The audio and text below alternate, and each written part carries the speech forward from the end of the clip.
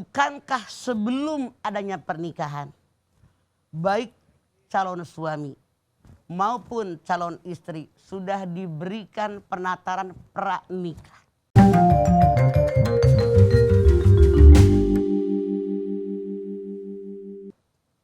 Bukankah sebelum adanya pernikahan, baik calon suami maupun calon istri sudah diberikan penataran pranikah? Rumah tangga milik berdua, kebahagiaan yang diperoleh karena berdua, kesengsaraan yang diperoleh karena berdua. Dikasih pengarahan tuh pranikah. Mana kewajiban suami, hak istri. Mana kewajiban istri, hak suami. Kalau dua-duanya menunaikan kewajibannya, masing-masing pihak mendapatkan hak. Tapi yang namanya kewajiban dengan hak, kewajiban dulu. Allah berfirman, iyyaka na'budu wa iyyaka nasta'in. Hanya kepadamu ya Allah aku menyembah. Hanya kepadamu ya Allah aku minta tolong. Nyembah dulu, kewajiban dulu, baru minta tolong. Bolehkah suami nuntut sama istri? Boleh. Tapi sebelum menuntut sebagai suami, ngaca dulu. Sudahkah saya sebagai kepala keluarga memenuhi seluruh kewajiban saya kepada istri saya apa belum? Istri, kalau pengen minta sama suami, ngaca dulu. Sudahkah kita sebagai istri melaksanakan kewajiban kepada suami kita apa belum? Jangan curang, hak diminta, kewajiban nggak dilaksanain. Ya. Enak di lu nggak enak di gua. Karena kenyataan yang namanya orang menikah kata Allah pasangan. Ya ayuhan nasu taqu rabbakumul ladzi khalaqakum min nafsin wahidah wa khalaqa minha zaujaha. Orang yang menikah dalam An-Nisa ayat pertama jawab pasangan saling. Salingnya 4 perkara. Tahabub saling cinta mencintai. Ta'awun saling tolong menolong. Tasyawur saling bermusyawarah. Yang keempat ta'afi, ada kesalahan saling memaafkan. Yang namanya ekonomi, ini tentu ekonomi yang paling pokok. Yang namanya ekonomi berfluktuasi. Seperti roda berputar. Lagi banyak, lagi biasa, lagi bokeh, biasa aja. Rasul pun suatu ketika datang ke rumah Siti Aisyah. Ya Humairah, ada makanan enggak? Siti Aisyah bilang tidak punya apa-apa ya Rasulullah. Sudahlah saya berpuasa. Nah suami karena dia tanggung jawab, tahu diri berapa dia ngasih duit sama bini. Saya sering mendengar istrinya curhat. Suaminya banyak nuntut, pengen makan ini. Suami kerja juga enggak. Deblah, cuma hardolin. Ini nyata Pak. Ada juga yang suaminya curhat. Bininya banyak nuntut. Seragam taklim di RT. Seragam taklim di RW. Seragam taklim di PKK. Seragam di kelurahan. Seragam mikirin. Sendal lihat sendal orang. Masa murah amat. Tas lihat tas orang. Masa murah amat. Bukankah Allah saja berfirman, la yukallifullahu nafsan illa wus'aha. Apa artinya? Allah tidak akan memberikan ujian kecuali sesuai kadar kemampuan iman kita. Itu betul. Bu, gara-gara bini banyak nuntut, suami jadi koruptor. Gara-gara bini banyak menuntut, suami jadi penipu. Gara-gara suami banyak menuntut, istri jadi melenceng. Tidak sedikit.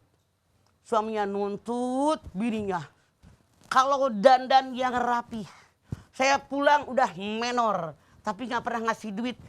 Bininya mikir dari mana. Ada tetangga yang kaya ngajakin main. Lumayan dah. Buat jajan beli bedak gitu Pak. Akhirnya. Ini nyata, saya tidak main-main. Ya. Suaminya nuntut, makanya mikir. Tuh, suami boleh hak diminta. Kalau sudah melaksanakan kewajiban. Ah, Istri boleh nuntut hak kalau sudah melaksanakan kewajiban. ah. Jadilah orang yang qanaah, bersyukur dengan apa yang ada. Oke. Jadi ada orang yang serakah, yang rakus, menyebabkan keributan. Jadi diutamakan kewajiban dulu baru hak mengikuti. Allah yang mengajarkan. Kadang-kadang suka kebalik. Hak terus kewajiban entar dulu ya Maya. Itu hidup jangan dibolak dan dibalik. Tapi lihat kenyataan. Iya. Oke, kita lanjutkan dengan pertanyaan pertama hari ini. Boleh Mama? Sok. Siapa yang mau nanya? Pinky, Winky. Nah, Pinky. Pinky. Dipsilala po. Buah saga. Silakan mangga. Sok ce. Ayo sok mangga. Assalamualaikum warahmatullahi wabarakatuh. Waalaikumsalam warahmatullahi wabarakatuh. Nama saya Nikmatul Azizah dari Majelis Taklim Rodatul Jannah Bekasi. Oke. Tanya Mama yuk. Ayo. Mama, wanita itu kan identik dengan selalu belanja dan selalu kurang dalam belanja. Nah, kalau punya baju tapi selalu ngerasa nggak punya baju. Jadi selalu beli baju bukan beli lemari. Iya betul. Jadi lemarinya selalu penuh. Nah, banyak perempuan yang seneng banget beli baju sampai berbohong ke suaminya. Misal perginya naik motor ditaruhnya di jok motor biar nggak ketahuan gitu ya. Iya. Ya. Ini tuh pengalaman pribadi atau pengalaman orang? Kayaknya. Nah, sampai datangnya itu kan hal-hal yang bukan diperlukan gitu ya, bukan yang harus didahulukan. Ya. Nah, sampai ribut, sampai marah, uang belanjanya Kurang. diarahin buat beli baju, outfit yang harus in gitu ya, Ya, sesama skincare gengnya. dan lain-lain. Betul. Terus. Jadi bagaimana Ma menyikapi rumah tangga yang tidak balance seperti itu antara suami dan istri? Suami pengennya beli ini, istri pengennya gaya gitu ya karena sosial, Oke. tuntutan sosial.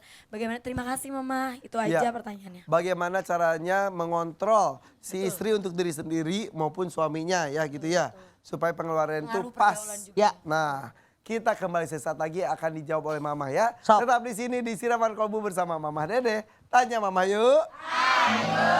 Masih bersama kami di sini di Siraman Kolbu bersama Mama Dede. Tanya Mama yuk.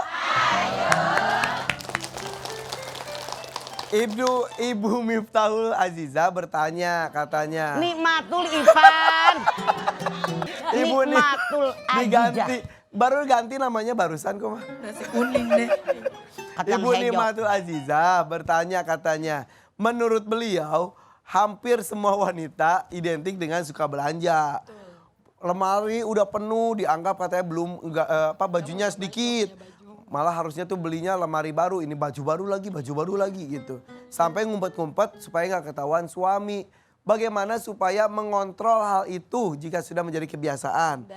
Dan jadinya justru jadi sumber keributan dengan suami. Silakan Mama. Oke, Nikmatul Azizah. Tidak semua perempuan tidak. Saya tidak termasuk itu.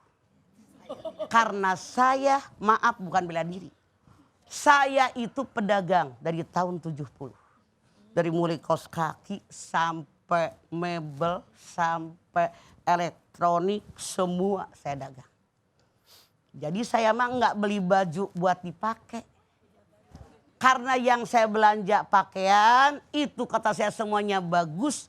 Kalau sudah sekian lama kan cengkolnya banyak hampir 200 orang. Dibawa sama dia. Berapa hari setor. Ngambil yang lain catat.